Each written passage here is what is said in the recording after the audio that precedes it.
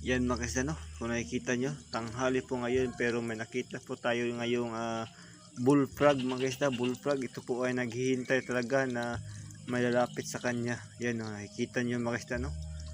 Parang relax na relax lang siya, no? Alam po natin mga kaisda, pag once na may lalapit sa kanya, automatic talaga kakainin talaga niya. So hulihin po natin ngayon mga kaisda, no? Hulihin po natin. So yun, huli ka balbon. Yan, atin na pong nahuli mga kaisda.